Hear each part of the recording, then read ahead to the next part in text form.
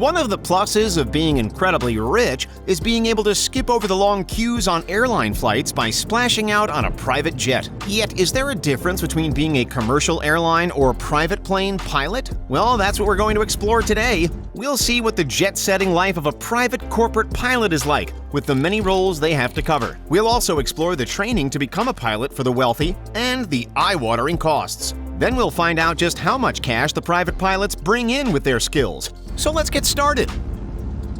A commercial airline pilot and a private pilot have a lot of crossover, of course, when it comes to their responsibilities. One of the main differences is the extra tasks the private pilot has to do. After all, most of the time, they're the only crew on board the plane. For example, they have to clean the cabin.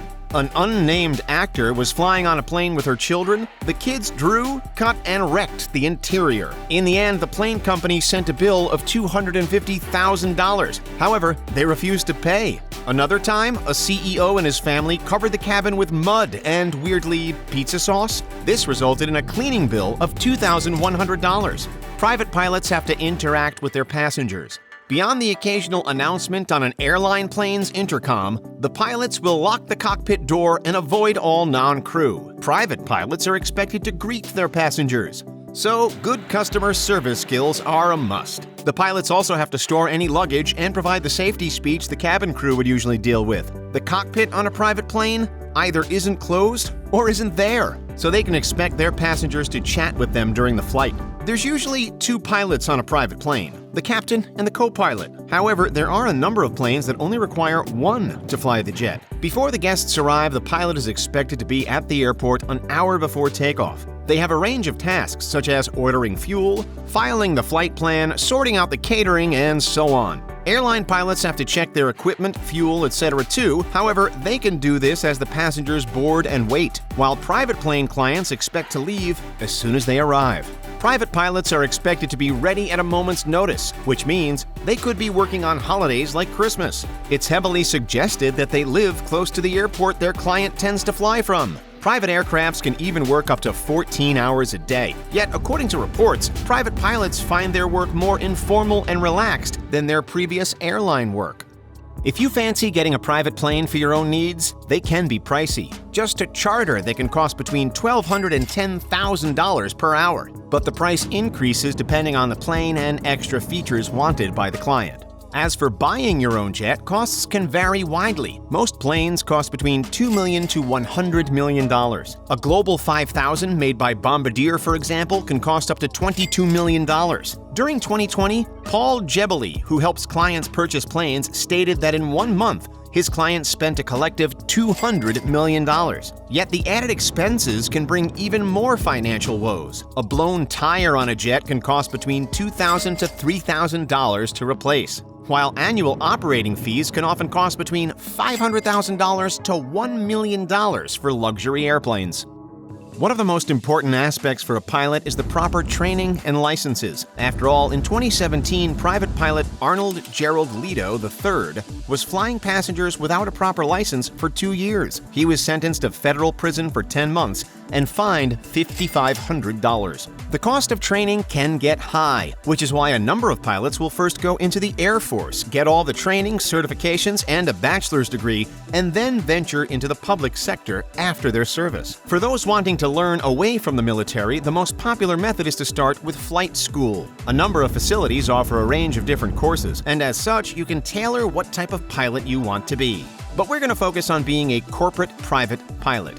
Before starting school, some of them require prospective pilots to take an introductory flight course, and these can cost up to $250 in the US. Then they have to get a medical certificate approved by the FAA, or Federal Aviation Administration. While not required, it's strongly suggested that people acquire a student pilot certificate, which is around $200. After that, flight school beckons. In order to become a commercial pilot, they have to log 250 hours in the air altogether. One company, ATP Flight School, offers a couple of complete packages for those looking to be commercial pilots. Firstly, there's one called the Airline Career Pilot Program. The 9-month course costs $83,995. But there's also the 100-plus hour multi-engine option that costs $93,995. For both of these programs, certain exam tests, such as the important FAA license, and examiner fees aren't included and can add a further $8,200. Both courses include an airline transport pilot certification training program, which is required to work as a pilot.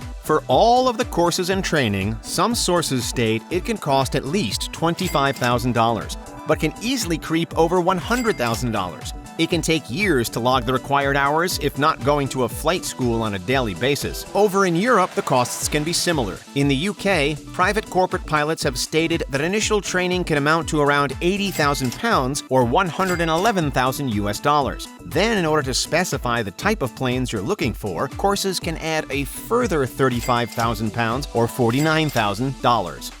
On average, a corporate pilot can bring in $80,000 per year in the US, while some pilots for the Gulfstream G650 have been known to bring in $198,000 per year. Yet they aren't paid a typical salary. Instead, they're paid per hour. On average, they'll work up to 150 hours of flight per month. Pilots on airlines will get paid an annual salary. They can work up to 240 hours of flight per month. For that, they can get between $140,000 and $260,000 per year in America. According to the U.S. Bureau of Labor Statistics, the median annual salary for a private commercial pilot was $93,300 in May of 2020.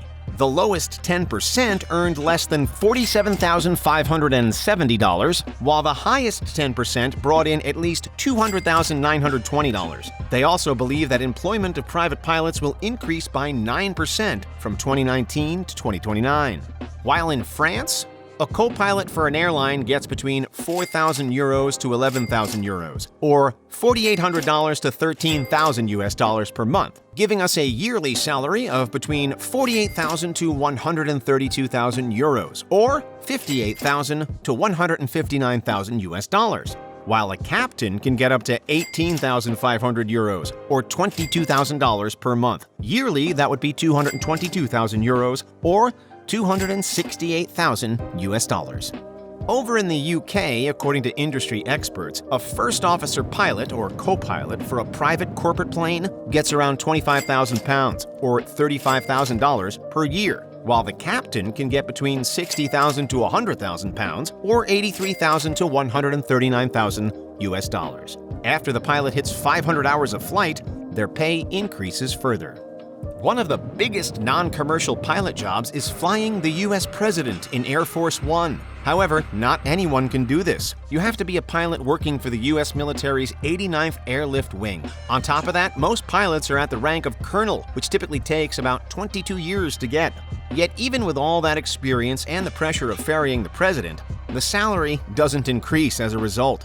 Instead, the pilot will get paid a typical colonel salary, which is between $83,174 to $147,244 for 2020. Final fun fact finish. One of the most expensive autonomous aerial vehicles, or drones, is the EHang 216.